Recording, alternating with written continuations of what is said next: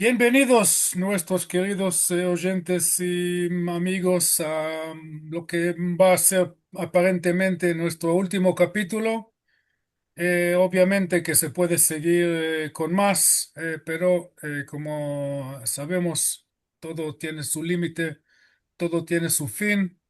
Y como hemos en los capítulos anteriores, ya son siete, más o menos pudiendo cubrir una carrera de vida que empieza en 1948 en Argentina y en realidad antes porque nadie viene a este mundo sin padres. Entonces los padres que vienen a Argentina ya en los años 20 y ahora estamos en los años 20 usando el calendario común, 100 años más adelante con nuestros dolores, amores, expectativas, logros, fracasos, dudas, cuestiones, respuestas y lo demás. Y por eso hemos decidido entre los tres dedicar este último capítulo a trabajar un poco el tema de la fe, de las creencias, de los valores, de los entendimientos de la vida, no como conclusiones, porque el ser humano hasta su último respiro sigue dudando, sigue trabajando, sigue creyendo, sigue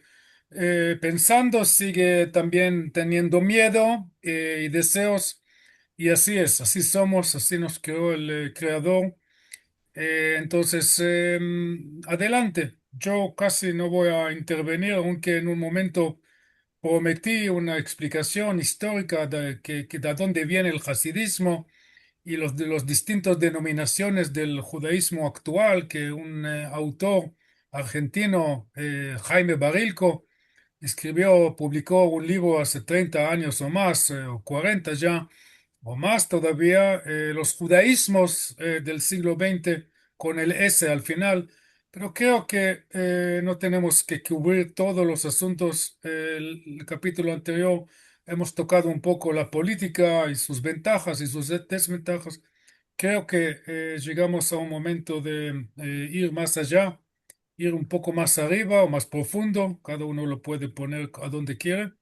Entonces, adelante, mi querido tío, te doy el micrófono y Pablo, como hemos quedado, le vas a molestar, entre comillas, de vez en cuando con tus maravillosas preguntas que me encantan. Gracias.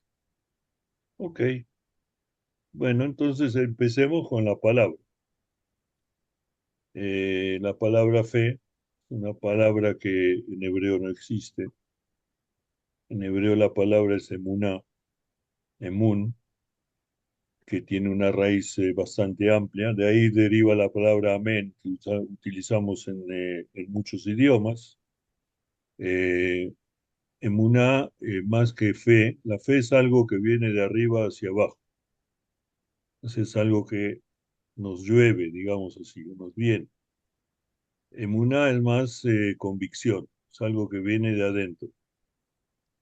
Convicción, como la palabra dice, convicción, o sea, convencido. Yo estoy convencido de que esto es blanco o negro o lo que sea. Entonces, estoy convencido y esa es una clave para poder entender muchas cosas, aunque muchas traducciones de textos, incluso religiosos, en hebreo, traducen en una como fe, pero yo lo consulté, esto no es idea mía, consulté con más de una persona, porque la esencia de esto es la convicción. Convicción de dos puntos, y aquí empiezan eh, las diferentes maneras de ver las cosas. ¿Sí? En mi opinión, y según mucha gente que he oído, no existe una persona que no cree, todos creemos. Porque si no creemos, nosotros creemos que el piloto del avión en que estoy volando tiene licencia para manejar aviones. No voy a revisar si tiene licencia o no tiene licencia. ¿Sí? Creo que llevo el coche al taller y lo dejo para que le cambien las bujías. Me imagino o creo que el mecánico le pone la bujía que tiene que ser al coche.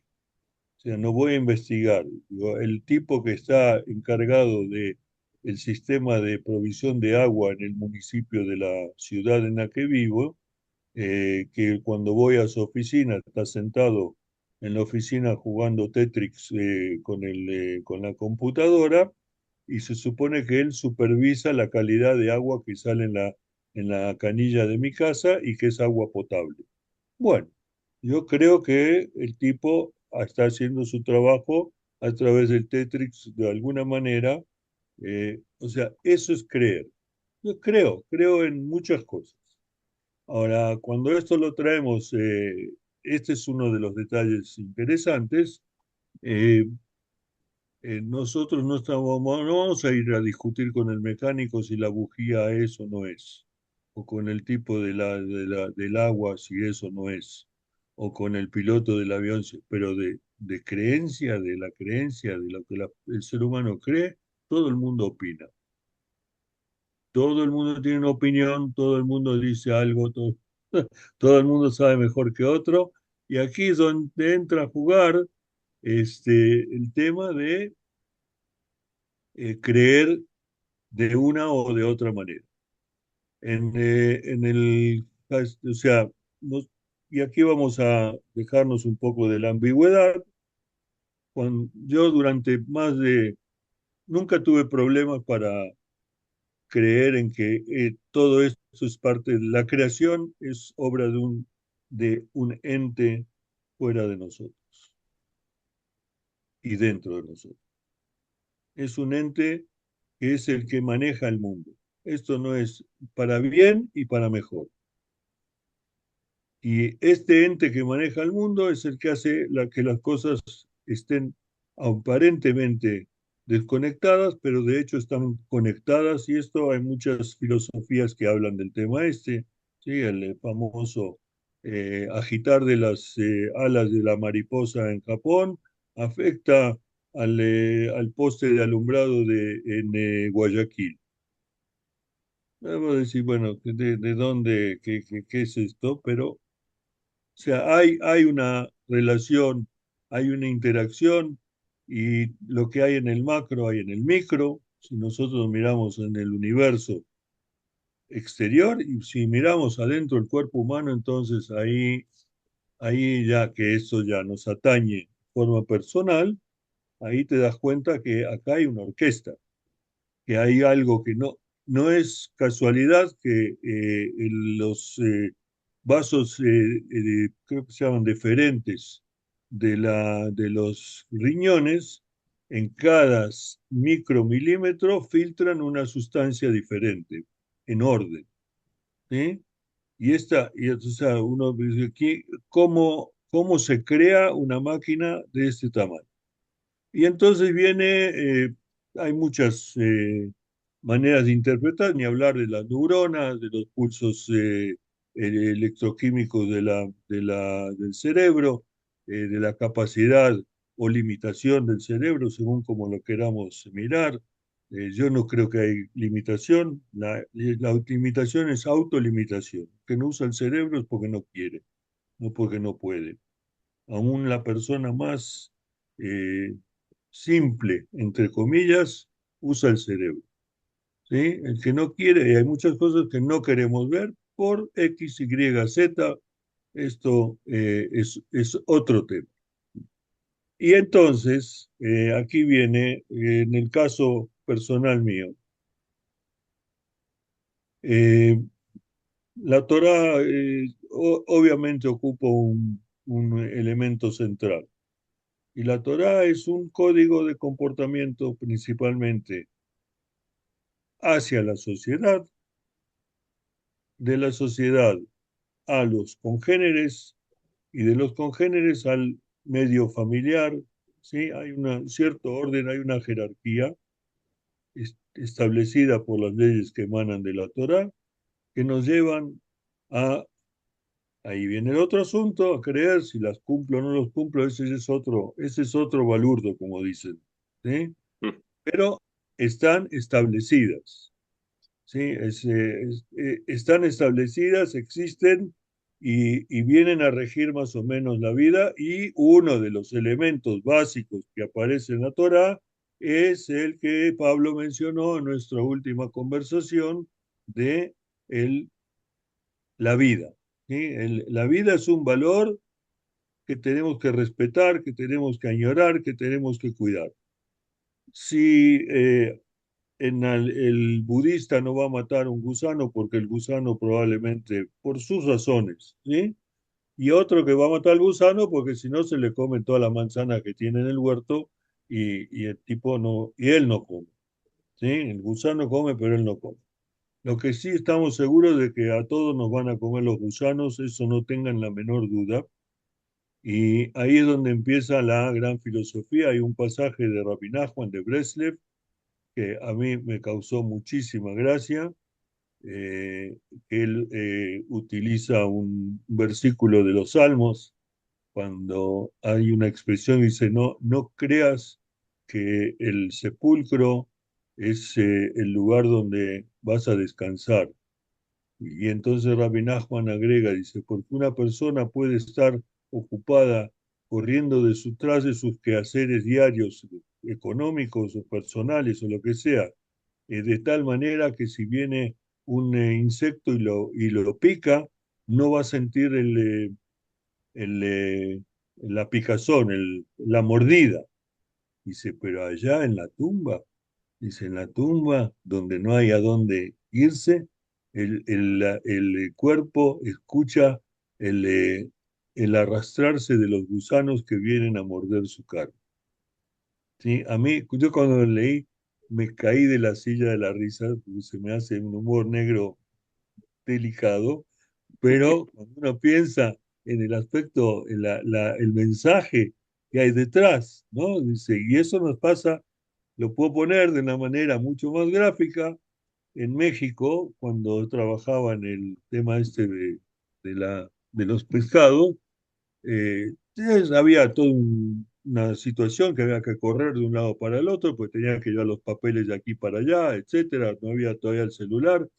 Y uno de los cargadores, un hombre simple, un mexicano, cargador de changador, ¿sí? Está recargado en la columna y me dice, ¿para qué corre, jefe? Si igual se va a morir. Y me dio un ataque de risa porque el tipo, la filosofía popular, ¿qué? Ahí está, ¿para qué corre, jefe? Si igual se va a morir. Volviendo al tema central, nunca tuve problemas con el tema de la creación. Para mí está claro que todo esto tiene, hay alguien que maneja, que dirige la orquesta.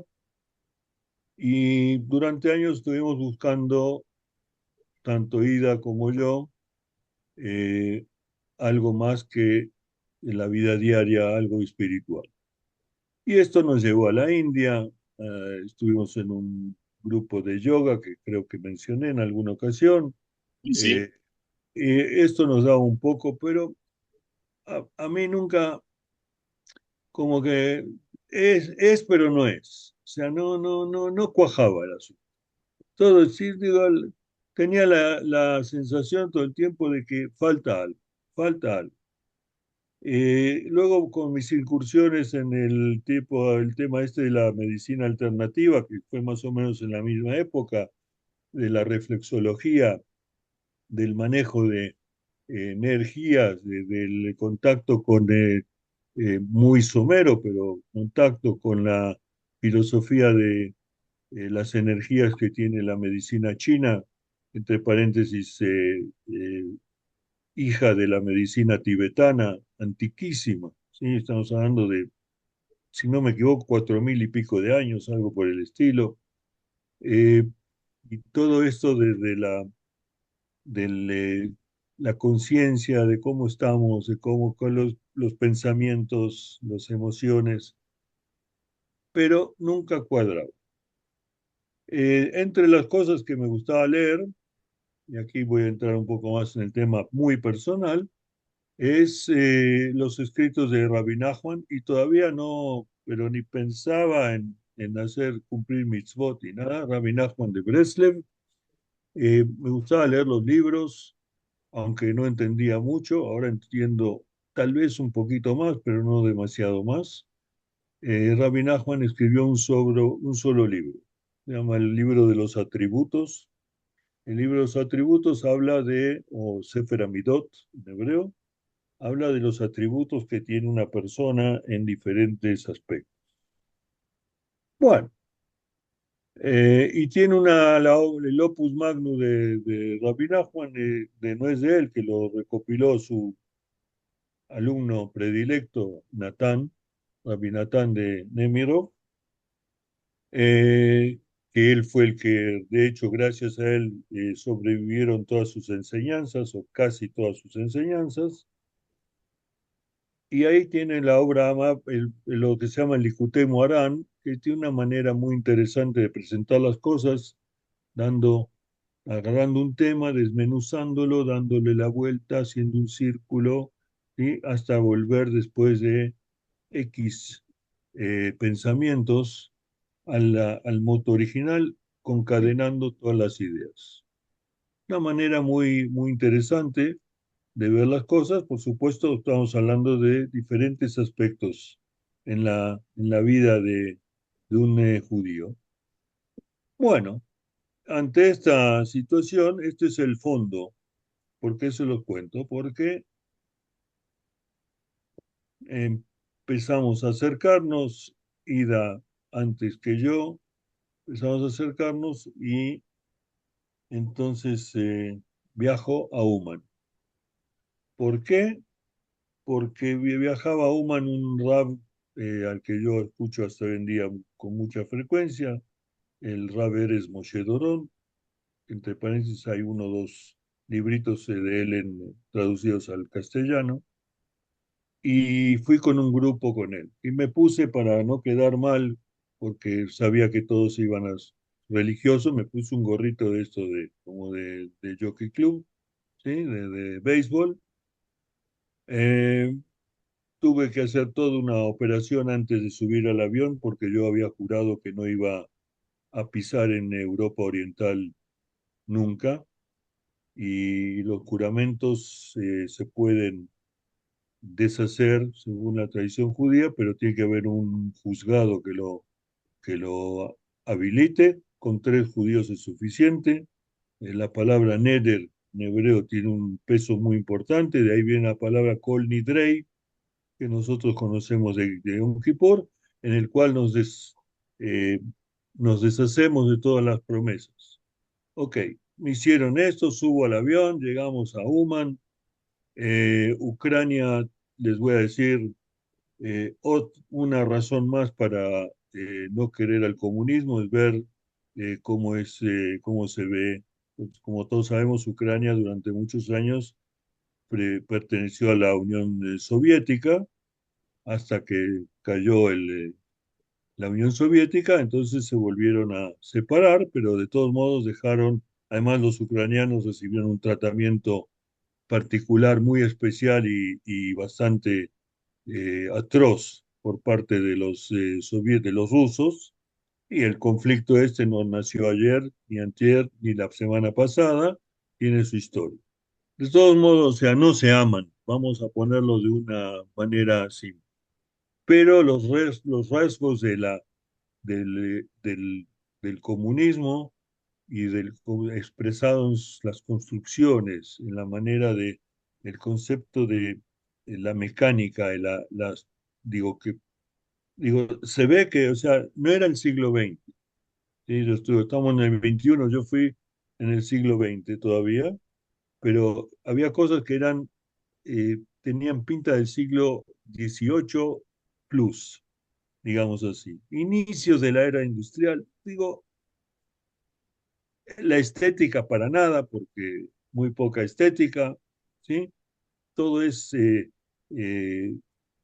megusham, ¿cómo se puede decir? Es eh, Bruto, bruto, rústico.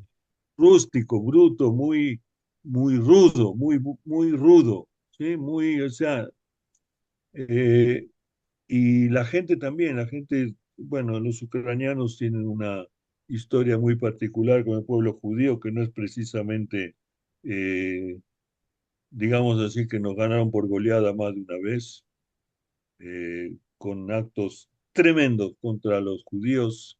Eh, el héroe nacional de Ucrania, Khmelnytsky, es uno de los antisemitas más grandes que hubo en la historia. Los cosacos, muchos de ellos eran de origen ucraniano, etcétera, etcétera, etcétera. Bueno, llego ahí. Antes de viajar le pregunto a Noam. No, quiero agregar algo al respecto, dos comentarios muy cortos. Jablinitsky tiene que ver con el siglo XVII, atrocidades impensables, pero uno puede pensar, bueno, son los medievales, entonces se perdona, porque en los medievales hicieron cualquier cosa que a nosotros como seres modernos, entre comillas, o no entre comillas, nos cuesta entender. Pero en 1919, en un año, los ucranianos asesinan entre 100.000 y 200.000, no, las cifras no están claras, yo por las dudas siempre opto por el mínimo, por lo menos 100.000 judíos con hachas, con martillos, con todo eso, con tenedores, no sé, obviamente había contexto, la guerra civil en la Rusia y los judíos fueron acusados de los dos lados, de los blancos que ayudan a los rojos y a los rojos que ayudan a los blancos, el judío que dijo yo no tengo nada que ver, ni con eso. Peor todavía porque no tenés nada que ver. Bueno, de eso los judíos hicieron muchos chistes. Eso es un comentario. Y otro, que yo también estuve en Ucrania en 2008, ya es el siglo XXI, y solamente para mostrar que no solamente eso tiene que ver con la Unión Soviética, al pasar la frontera, tuvo por razones que no tienen importancia en este momento, volé a Kiev y tuve que volver de Varsovia por el AL. Entonces yo aproveché y dije, genial, porque el AL me dijo, eso es el arreglo, arreglate. Yo dije, fenómeno, voy a viajar por ómnibus, por un bondi de Kiev a Varsovia, cruzando la frontera es como si estás cruzando un tiempo histórico, como los polacos que también fueron controlados por la Unión Soviética.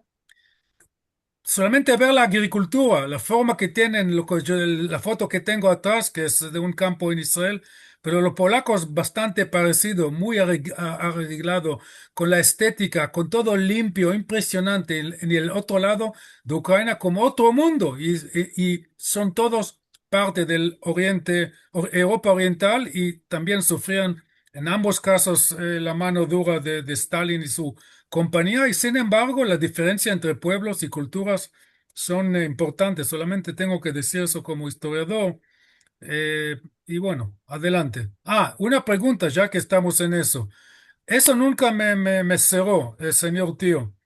La gente es que no saben a dónde suman. Bueno, ya dijiste Ucrania. Está bien, eso, la geografía no tiene importancia en sí misma, sino ¿qué tiene que ver este cambio espiritual con un lugar específico? Ni siquiera sea en la Galilea.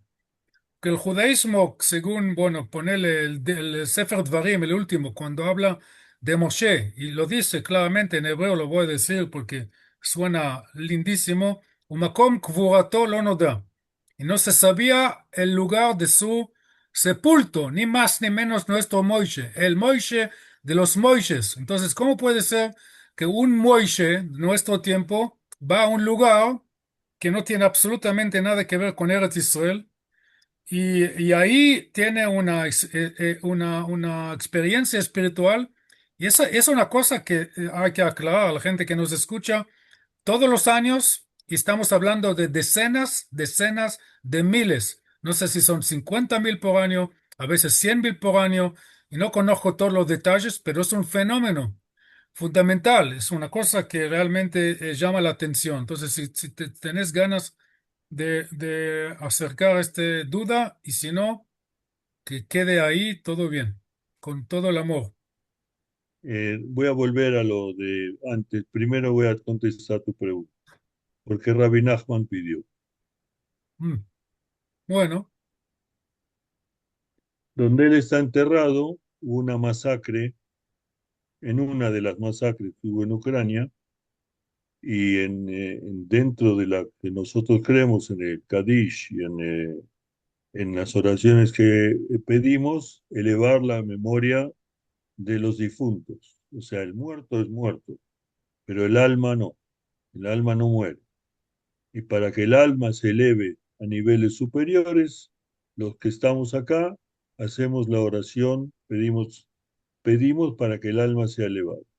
Rabbi Nachman pidió ser enterrado en Uman, porque en Uman hubo esa masacre, y en esa masacre hubo, eh, estamos hablando de miles de judíos, y él pidió para que los judíos lleguen a Uman para poder hacer las oraciones ahí, elevar el alma de esta gente.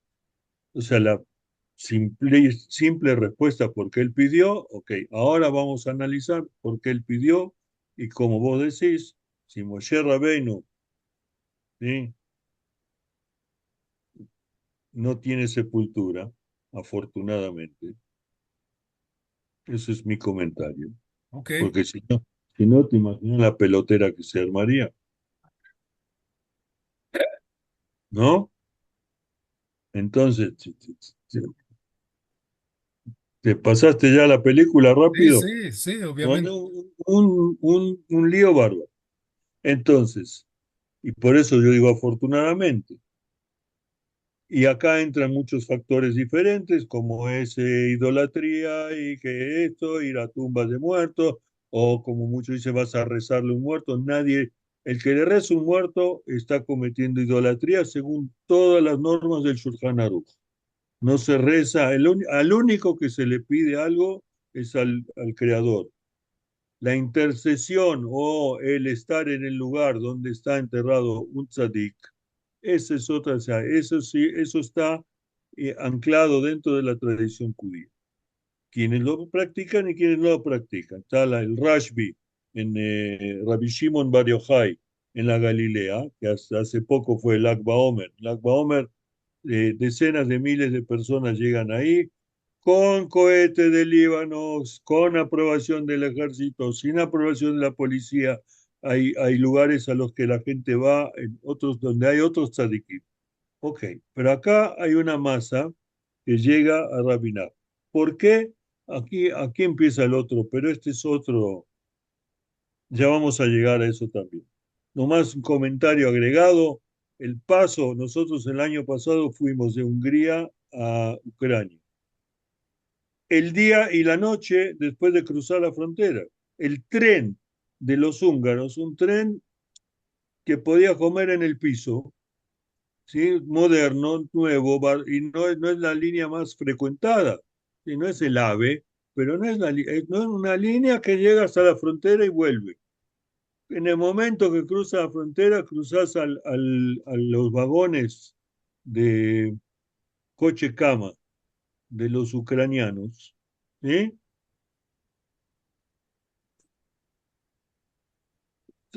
Que de casualidad no era una diligencia. Digo, es impresionante, subir todo es soviético todavía, ¿sí? Todo es soviético. Y es una línea bastante frecuentada. Bueno, de todos modos, volviendo al tema nuestro, eh, puedo agregar un poco más. Me llamó la atención porque el aeropuerto de Budapest lleva el nombre de Ferenc Liszt. ¿Quién es Ferenc Liszt? Franz Liszt, ¿sí? Famoso Composi- compositor. Y después me puse a pensar y dije, no, los únicos conozco famosos digamos así, en la cultura romántica, digo, puede ser que esté equivocado, puede ser que hay que buscar ucranianos, es Shevchenko, que fue jugador de fútbol de no sé qué equipo, y aquí les voy a agregar mi mamá, Eva Kurz, de Neumar, mi mamá, Alea Shalom, decía, dice, los polacos odian a los judíos porque cuando la madre les da a amamantar, les pasan el odio a los judíos con la leche materna. Los ucranianos ya nacen con el odio a los judíos. Y de los de las, ¿cómo se llama? De las eh, dichos de mi mamá que podía afirmar, ¿sí?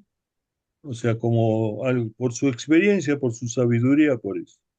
Y es así, era así, y sabemos que los ucranianos prestaron servicios muy buenos a los nazis, a la SS, a los Einsatzgruppen que barrieron Ucrania durante la invasión, después de que se decidieron meterse con los soviéticos, ¿sí? La Barbarossa, etcétera, etcétera, etcétera.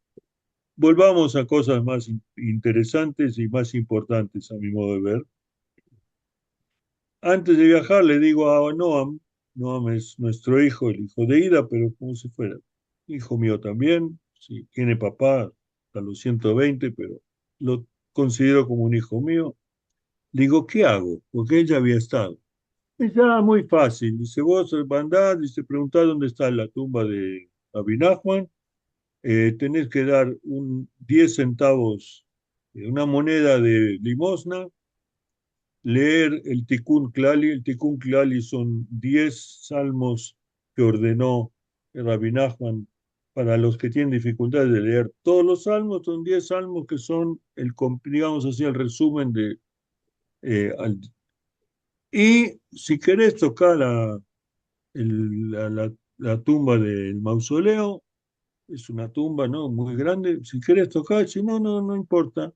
Y ahí me viene con el punchline. Dice, él ya va a venir. Ella va a venir a vos. Digo, yo lo miro, digo, sí, en Kurda no está. No, no sé que fume marihuana. Digo, el tipo es un tipo muy cabeza bien, todo bien. Digo, este está. Pa- Dije, pues, vos preguntaste, te dieron la respuesta, ahora sé lo que quiera. Bueno, llego a Oman y hacía mucho calor, ¿sí? Calefacción son buenos los ucranianos. En refrigeración, no. Llego a Uma, es un calor bárbaro. ¿Dónde está la tumba? Ahí está, ahí va. Te tiro la bolsa en la pieza, me voy corriendo, digo el Tikkun Klali, di $1, no de una moneda, de $1 entero, puse ahí de limosna y toco el dedo. Dije, yo lo mío ya lo hice, ¿no? Lo que te dijeron, le hiciste. Digo, bueno, está. Fuimos a cenar, una clase en la cena muy, muy interesante, pero no entendí un pepino de lo que me estaban hablando. El grupo era un grupo heterogéneo, hombres, mujeres, la mayor parte gente que se acercaba al judaísmo, todos judíos, pero gente que no era practicante, llamémosle así. Bueno, a las 2 de la madrugada me despierto sudado como un caballo, todo sudado. Y me acordé que a donde está la tumba hay un cuarto ahí, uno de los lados de la tumba, que tiene aire acondicionado. Digo, tú eres un tarado, te quedas acá y hay aire acondicionado, andate allá. Yo me fui allá. 2:30, 3 de la mañana por ahí.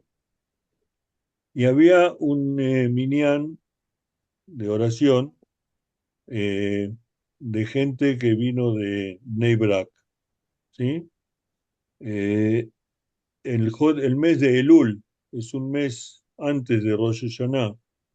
Los sefaradim tienen costumbre de hacer slijot, o sea, pedir disculpas durante todo ese mes hasta que llega Rosh Hashanah.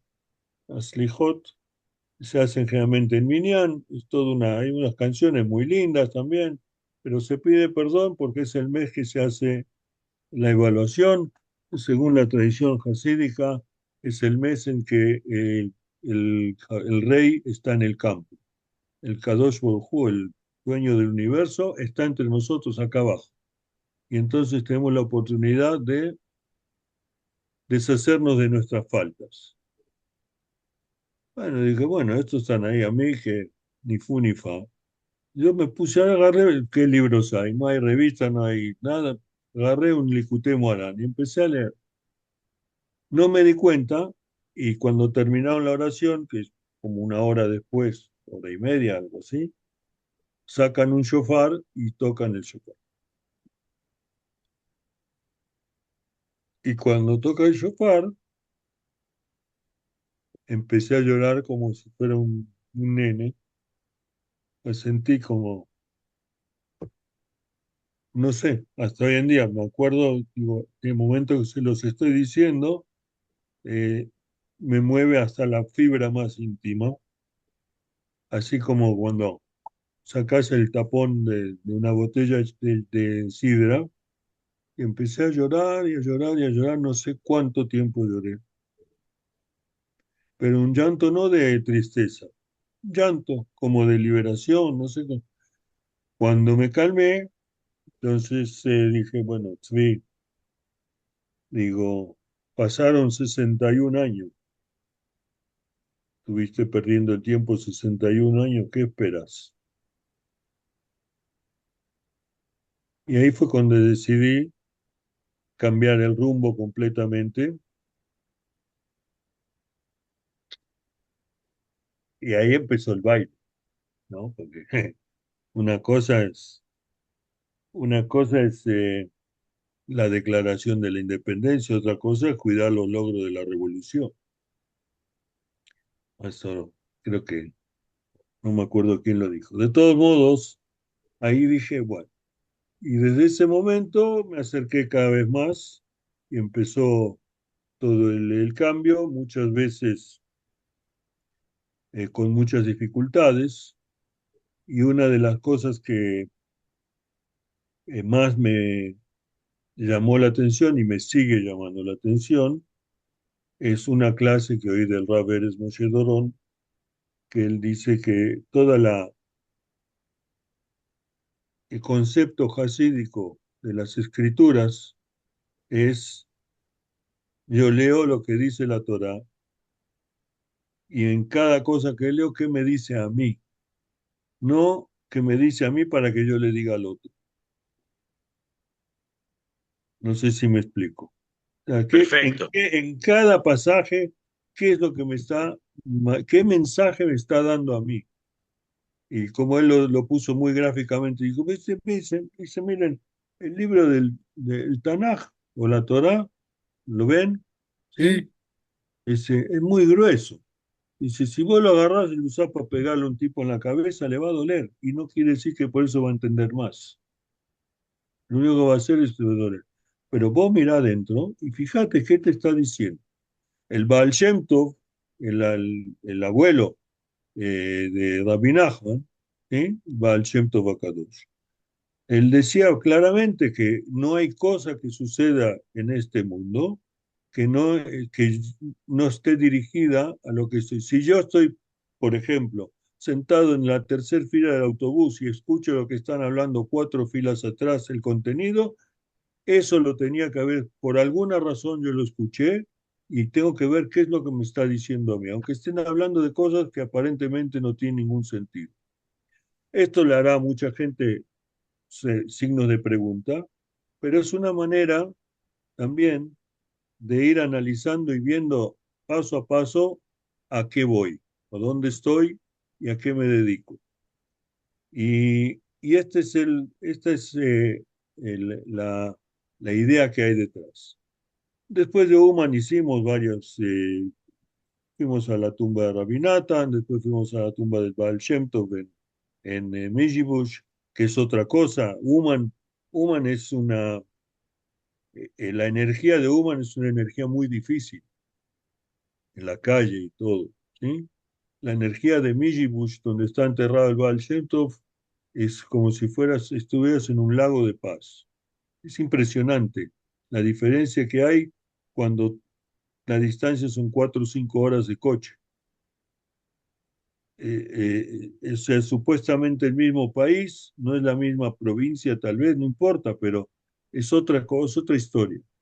Y esto tiene vigencia en muchos lugares, en muchos sitios, en lugares que uno se siente mejor, otros peor. Bien, entonces volví de Uman y, y ahí empezó el, eh, el, eh, el acercamiento a Rabbi Nachman y a través de Rabbi Nachman a la Torah, porque Rabbi Nachman dice expresamente que uno de los puntos que hay que eh, seguir es el Shulchan Aruch. El Shulchan Aruch es la codificación de las normas de la Torah según los fuentes de la Mishnah y del Talmud, los rabinos y demás. Y de ahí viene toda la cadena posterior o anterior, sí, el Ramjal, Haim Luzzatto, entre otros, por cierto, es que estoy leyendo ahora, me llama mucho la atención. En fin, y ahí continuamos. Ahora, parte de todo esto involucró empezar a buscar un sitio apropiado donde vivir. Esto nos trajo, como ya lo comentamos en una ocasión, nos trajo a Batain, donde hay mucha gente que como nosotros no era practicante, no era religiosa y de repente empezó otra vez o decidió tomar este nuevo camino con todo lo que involucra, dificultades a nivel personal, a nivel familiar, y a esto agregarle la mugre de la política que contamina a ambos lados, según mi opinión, que si uno empieza a meter la cabeza en el tema ese con la política y demás, estamos fritos, ¿sí? Pero ese es el tema de otra, aparte de lo que ya hablamos los, eh, de la difunta línea verde, eh, la colonización, territorios, Eretz Israel. Rabbi Nachman vino a Eretz Israel, se estuvo muy poco tiempo y no llegó a Jerusalén, y al mismo tiempo que Napoleón llegó a Israel. Eh, y de aquí, 1799. sí, y de aquí, o sea, se regresó a Ucrania y murió joven realmente, o sea, tenía problema de tuberculosis muy avanzado. Y Rabbi Nathan fue el que hizo todo el trabajo de difusión hasta hoy en día, los escritos de Rabbi Nathan. Y nosotros seguimos con esa línea. Eh, Rabbi Nachman y Rabbi Nathan escribieron libros cuando que ayudan mucho al alma individual. Trabaja mucho sobre el tema de eh, nuestra situación como seres humanos en forma individual, en forma personal, eh, y sobre todo eh, buscar los puntos buenos que hay no solo en nosotros mismos, sino en nuestros amigos, familiares y demás, y desarrollar los puntos buenos. Eh, el, lo que Pablo estaba comentando la vez pasada, de la importancia de la vida, aquí aparece como la importancia de los puntos buenos. Y los puntos buenos son los que nos llevan al shalom. Shalom es la paz, pero la palabra shalom viene de la raíz entero, shalem, ¿sí? Y shalem es, si nosotros lo podemos traducir a términos de nuestros días, hoy se usa mucho contener emociones y contener situaciones. Cuando nosotros hablamos de contener, leagil en hebreo, utilizamos también el contenedor que trae el iPhone de la China, contiene a los iPhones. Y nosotros contenemos nuestras emociones y tenemos que aprender a contener nuestras emociones y ver cómo las manejamos cuando estamos centrados y podemos contener esas situaciones aunque sean dificultosas.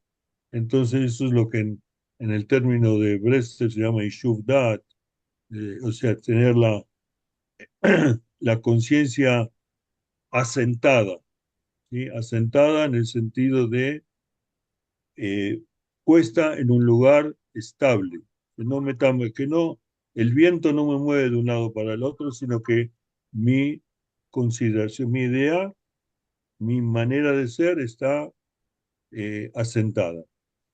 Ejemplo, puedo hablar muy bien, sí, toda la gente son buena, todo bueno, del mundo es bueno, hasta que uno te cierra con el coche y ahí ni es bueno, ni perdiste totalmente la concentración todo lo hacemos, ¿sí? y no sucede, digo, a unos, algunos más, otros menos, algunos con más frecuencia, otros con menos frecuencia. Pero la idea es estar centrado y aceptar. En el Tratado de Brajot, que es el primer tratado del Talmud, ¿sí? Eh, dice, hay que bendecir por lo bueno a Tov Meitiv, o sea, el bondadoso y que mejora, y por lo malo, Baruch Dayan Haemet. O sea, que él es el supremo juez y él es el que consideró que esto debía ser así. Generalmente se dice Baruch Dayan Haemet cuando alguien deja este mundo, yo escucho la noticia. ¿Sí? O sea, para ver de que incluso la muerte de alguien conocido, querido, es una obra del creador, y esto es más que obvio. O sea, nadie sabe cuándo se va a morir. Eh, de todos modos, este es el bendecir, dar gracias, que esa es una de las raíces básicas del judaísmo, y de ahí viene el nombre Yehudí, Yehudí de Lehodot, dar gracias. La primera palabra que se dice en la oración matutina en el libro de oraciones es Modé. ¿Sí? Modé es reconozco, que aquí hablando otros idiomas, la palabra más linda que hay, portugués, obrigado. ¿Qué quiere decir obrigado? Me siento obligado a dar gracias. ¿Sí? Most obliged en inglés, dice. ¿Sí? Entonces, o sea, que no es fácil, porque si yo ahora tengo un arbolito de manzanas y ya vi hoy el aserrín de una de las larvas que me está comiendo el árbol. Después que lo de la edad de comer años y años y años, de repente el arbolito de manzana, ¿quién me mandó el gusano ese? Claro que donde puedo lo voy a reventar, ¿sí? Pero al gusano. Pero tengo que también aceptar, ok, digo, aquí es parte del concierto, es el gusano que vino al arbolito de manzana. Y hablando de no de gusanos, sino de otras personas en general y otros judíos en particular, porque hay, me vas a perdonar, pero voy a nombrar algunas paradojas o algunas contradicciones que no me molesta por sí. Yo no, yo ya más de no sé, si por lo menos 30 años que más que todo por mi profesión entiendo que no existe la coherencia y no es cuestión de solucionar las contradicciones, sino cómo uno vive con con las contradicciones, porque la vida es una contradicción. Desde el primer momento sabemos que estamos por fallecer, no sabemos cuándo, no sabemos cómo, las grandes preguntas que hizo ya la Biblia y otras filosofías en el mundo, que el malo que vive para siempre y el bueno que vive, que muere así nomás, y a dónde está la justicia, y los 1,5 millones de chicos judíos que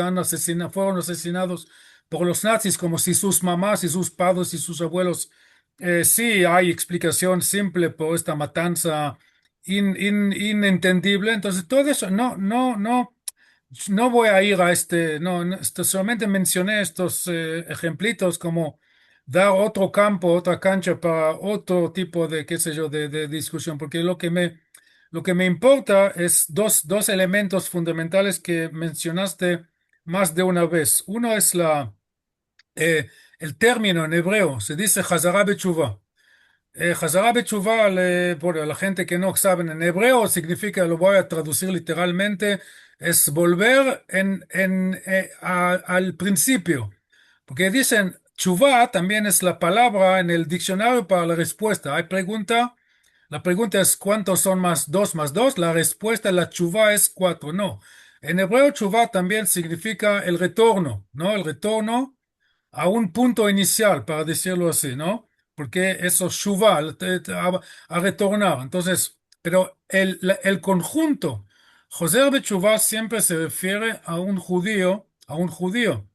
Claro que también en newborn Christian o puede ser también un musulmán que le pasó algo y decidió cambiar su vida, pero no voy a hablar ni de los cristianos ni musulmanes, sino solamente de los judíos. El término, el contexto del término es clarísimo. La gente cuando usan entre amigos. Tengo un amigo que Hazar Bechuvá. Estoy pensando de Lahzor Bechuvá. Yo nunca uso este término porque lo estoy tomando como algo negativo, porque si alguien Hazar Bechuvá, eso significa que él tenía vida de pecador, entonces ahora quiere no ser pecador, entonces él me deja a mí como un pecador. Y eso no me gusta. Obviamente, es problema mía. Te gusta o no te gusta, ¿no? Tampoco te gusta muchas otras cosas y bancala. ¿Qué puedes hacer? En este caso, ni siquiera denunciar a la policía porque no es un delito usar palabras, mucho menos si son positivas o inocentes en sí mismas. Pero filosóficamente, espiritualmente hablando, es una cuestión. Lo voy a poner directamente como una cuestión. ¿Cómo vos, mi querido tío, estás viendo a la otra gente que tenía tu estilo de vida como vos tuviste hasta los 61 años y siguen teniendo prácticamente la misma más adelante? Eso empezando con tu hija, con tu hijo y obviamente conmigo y con otros parientes que tenés, más allá del amor propio, que eso es, uno puede decir fundamental, pero nosotros conocemos, cada uno de nosotros conoce cualquier cantidad de casos que no es, el sobreentendido no es nada sobreentendido, que hay odio, rechazo o rencor o bronca dentro de la familia. Y menos mal para nosotros que tenemos la suerte, y no solamente es suerte, sino eso requiere un deseo de mantener el amor que va abajo, en el fundamento de las relaciones antes de ser ni siquiera sionistas y lo demás. Bueno, eso sería una pregunta. La otra que tiene que ver con la filosofía del hasidismo, que es una cosa maravillosa para mí como historiador, porque mencionaste el Besht, el Baal Shem Tov, que él fallece en la mitad del siglo XVIII, para ser más exacto, 1762. Y Rabbi Nachman es como el nieto, no sé si es el nieto directo, pero obviamente de generaciones, él ya es la tercera generación del hasidismo. Y el Baal Shem Tov más o menos salva el pueblo judío de su entorno, obviamente que no tenía mucho que ver con judíos del norte de África, pero en la mayoría de los judíos que vivían en Europa Oriental sufrían una crisis terrible que tenía que ver con algunos asuntos, Shabtai Tzvi, por adentro y fuera, cuando cae el reinado polaco y invasiones. Chmelnytsky es ya solamente la introducción a las atrocidades que pasan y el liderazgo en Varsovia cae, el liderazgo judío pierde su poder y no puede solucionar problemas entre judíos y sus prójimos y de repente sale este Baal Shem Tov y más o menos no más o menos, más que menos salva al pueblo judío con su nuevo camino que dice, tranquilo gente, tenemos que poner más que todo el enfoque sobre nuestra conducta, nuestro comportamiento, cómo tratamos al prójimo, sea el no judío y obviamente el judío. Y eso antes de la Torah, de los preceptos, de conocer bien Shulchan Aruch, la codificación, que eso ya requiere un aprendizaje superior y justamente por eso, en el fines del siglo XVIII, había un rechazo terrible entre los judíos que seguían el aprendizaje matículo de la Biblia, o sea, de la Halajá, de la Mishnah del Talmud, y los corrientes hasídicos que dijeron, bueno, con todo el respeto, es importante, pero hay cosas que van más allá, y ellos en ese sentido salvan. ¿Y cómo lo hacen? Con este individualismo. Y ahora viene la paradoja que este individualismo, por un lado, no choca, pero contradice el concepto judío, que no, el judío no es individual.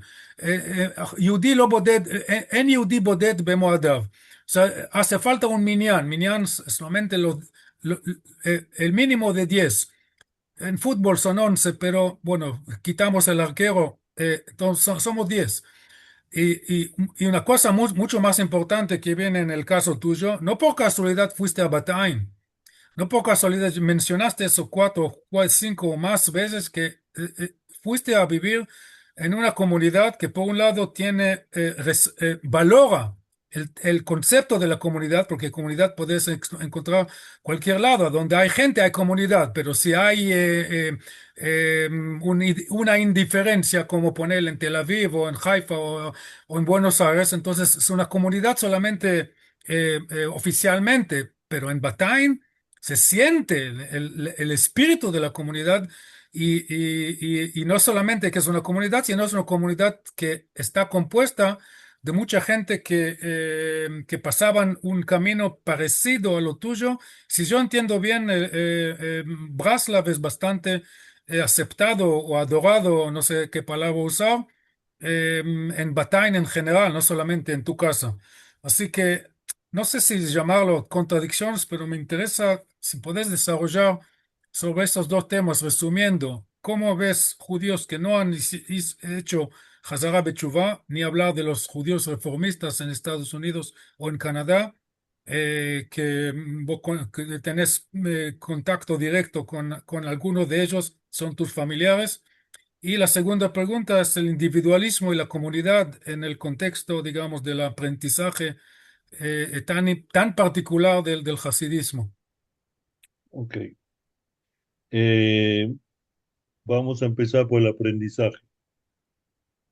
El tema este es un tema, o sea, cada uno lo lleva al punto que puede, quiere o las circunstancias se lo permiten. Rabbi Nachman pone tres conceptos básicos, ¿sí? Uno es el punto de la Torá. El punto de la Torá es estudio. El otro es el punto del Shulchan Aruch, ¿sí? O sea, las normas judías son normas que están estipuladas en Shulchan Aruch y entra el tercer punto, es Nekudat Haber, el punto del amigo, ¿sí? El punto del amigo, o sea, de alguien. Y ahora, dentro del punto del amigo entra también el concepto de eh, Tahziku Beinehem Yaj. O sea, júntense y búsquense unos a otros. ¿Por qué? Porque en el primer salmo dice, bendito el que no está sentado en un foro de payasos, ¿sí? El foro de payasos habla, el rey David habla del que los que están sentados hablando de nada en una reunión. Cuando dice hablando de nada es hablar algo que no esté relacionado con la Torá o con la creencia. En Batain, yo voy al almacén a comprar un kilo de hierba. Hay hierba también. Voy a comprar un kilo de hierba y vuelvo con una clase de Torah porque me encontré con alguien que no veía hace cuánto tiempo y empezamos a hablar y mira que Rabbi Nachman dice esto o si es de otro grupo, de la Lubavitch o del Rav Kook o de lo que sea, se pasa el kilo de hierba que trajo consigo también un aprendizaje. Esa es una de las grandes ventajas que hay aquí. La otra pregunta es cómo veo a los que no. Depende en qué etapa. Y al principio, el que vuelve, el que Joser Bechubá, eh, cree que el burro del Mesías está atado en la puerta de la casa. O sea, él tiene la rienda del burro del Mesías, en el cual va a venir el Mesías. Con el tiempo se da cuenta que no es tan así. Y aquí entra el libre albedrío, que es uno de los primeros. Hay dos regalos que nos hizo el Kadosh Baruj Hu a los seres humanos. Uno es el libre albedrío, la capacidad de escoger. Yo en cada momento decido algo, escojo algo, elijo algo. Elijo o para acá o elijo algo. Si me tomo un vaso de soda o si me tomo un vaso de agua. Es una elección, algo muy simplista. Ese es uno. Y la otra, según la tradición judía, es la chuva. La chuva, el concepto que vos lo aclaraste bastante bien. Viene la shuv. La shuv quiere decir volver. ¿Volver a qué? Volver a mis raíces judías. ¿Por qué? Porque el alma la necesita, no porque necesito ponerme una vestimenta o necesito o tengo que, ¿no? El alma necesita volver. ¿A qué? Porque esa es la añoranza constante que hay. del alma hacia el Creador. Nosotros somos parte del Creador. Cuando nos morimos, el cuerpo se va a los gusanos y el alma, ¿qué hice? O sea, todo ese periodo que el alma estuvo en este cuerpo, que puede ser 30 años, pueden ser 5 semanas, pueden ser 95 años. ¿Cuál es mi función? ¿Qué he hecho yo para que el alma sea perfeccionada de alguna manera? Y aquí lo comparan, una de las comparaciones es una velita, ¿sí? El cuerpo es la cera y el alma es la llama. Entonces, cuanto más pura es la cera o el aceite, la llama va a ser más pura. Sí, y aquí entra también, si nosotros miramos con un poco más de mirada microscópica, es cómo trato a mi cuerpo, qué le doy a mi cuerpo de comer para que la llama sea más limpia y qué le doy a mi cuerpo de comer. No es solamente comida, sino también cómo respiro, qué oxígeno le estoy dando y también qué ideas le estoy metiendo en la cabeza o en el alma.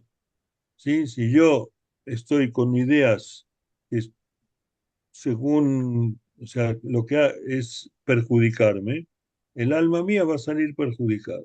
Si le doy ideas que son eh, beneficiosas, mi alma va a ser beneficiosa. Y aquí entra, no quiero entrar en ese tema porque es un tema que hay que consultarlo con alguien que sepa más que yo, el tema de que si el alma regresa en alguna o en otra vuelta o tiene que volver a... No dentro del tema ese, es un tema demasiado amplio y no tiene, a mi modo de ver, tiene relevancia, pero no tiene, digamos así que no me preocupa tanto, ¿sí? Me preocupa cuando lo pienso, pero me preocupa más lo que estoy haciendo ahora y acá. Y si le hablé bien a mi mujer, si le hablé bien a mis hijos, y lo que estoy dando a mis hijos, y aquí entra el tema este que estábamos hablando antes, del estudio que por ahora está interrumpido eh, por X razones, no sé por qué, pero ahora que lo comentaste, en cuanto lo dijiste, dije, bueno, ¿por qué no empieza esto otra vez? Es el estudio con los nietos, ¿sí? Hay una Gemara que dice Rabbi Yoshua ben Levi, lo dice exactamente, pero claramente, dice, el que le enseña a los hijos de su hijo Torah, eh, eh, es como si estuviera presente en el monte de Sinaí cuando se otorgaron las tablas de la ley. Y en ese sentido, digo, yo he aprendido de estos chicos que tienen una educación muy particular, cosas que, o sea, el foco de ahí se aprecia el valor de lo que es el estudio en Gebruta, que se llama o sea, estudiar con alguien. Y cuando uno estudia solo, la cabeza lo puede llevar a donde quiere. La- el- el, Como dice Rav Starsky, el Segel. Segel es inteligencia. Pero ¿por qué se llama Segel? Es la víbora que se nos mete en la cabeza y nos hace creer muchas cosas. Entonces, cuando uno está estudiando con otro, de repente el otro te da un ángulo que vos no pensaste en él, ¿ok? Que puede ser el vaso este es redondo, pero de este lado y de este lado no es la misma cosa. Esa es una de las grandes técnicas que tiene la Mishnah, el Talmud en general. Digo, ver que las cosas no son monovalentes, ¿sí? Con la ventaja y desventaja. Ahora, volviendo a la pregunta tuya, hoy en día, no por ello de que la gente crea diferente a lo que yo creo, para mí son menos, el alma de él es igual al alma mía. Yo estoy en una situación, él está en otra, ¿sí? No, yo no lo miro de arriba, tal vez me gustaría que estuviera de este lado, digamos así, pero no lo miro desde arriba porque no me creo más que él ni más que ninguna otra persona, aunque sea así como eh, pero esa es su elección.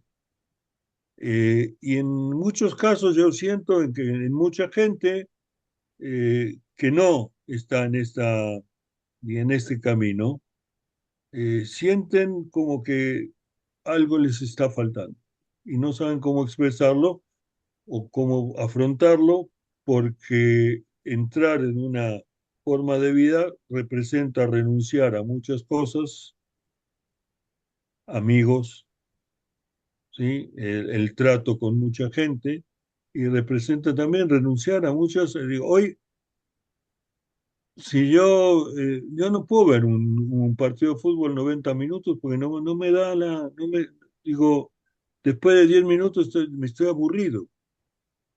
Y cuando tenía 15, 16 años, me sabía la formación de todos los equipos de primera, reserva, tercera, de la A y de la B y de no sé qué, ¿sí? Y me acuerdo la expresión de mi mamá, Eva, dice, un chico judío juega fútbol, un chico judío estudia, con una tristeza, ¿sí? Y bueno, ese es así me acuerdo la palabra, dice, un chico judío, dice, juega fútbol. Dice, "No, ¿y qué era fútbol? Fútbol era los sábados íbamos a jugar con los compañeros de la escuela, de la división. Empezamos a las 9 de la mañana, terminamos a las 5 de la tarde después de no sé cuántos partidos. ¿Entendés? Si yo supiera Mishnah, como sabía los nombres de todos los jugadores de los equipos de fútbol, no estarías hablando conmigo, ahora estaría con un turbante así, sentado en la Rabanut en Jerusalén. Sería uno de sería uno de los rabinos principales de Israel. ¿Entendés? Si hubiera estudiado en lugar de los equipos de fútbol, hubiera estudiado en lugar de...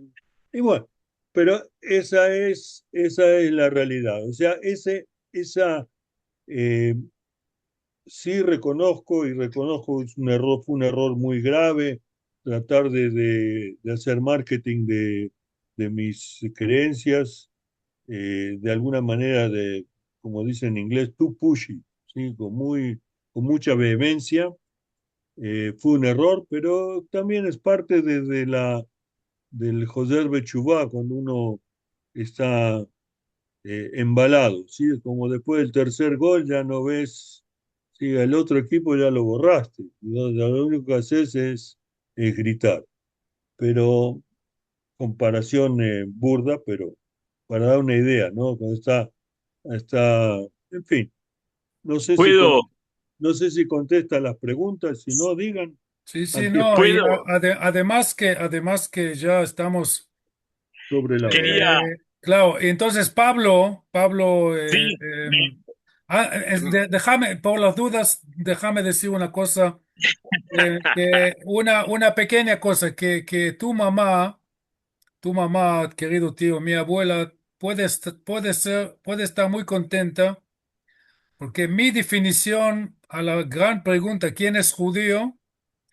Lo adopté de un profesor mío que me dijo que estamos viviendo en una época donde, y parece que lo que dijiste del Talmud, que yo no lo conocía, quien enseña a su hijo como si está en el monte de Sinaí, entonces ellos ya lo han pensado hace 2000 años, pero en nuestro contexto moderno que hay es un cambalache, un quilombo, un lío, todo lo demás, entonces el profesor eso me dijo, el examen pasa al futuro, o sea, el judío, vos vas a saber que sos judío solamente si tus hijos van a seguir el compromiso.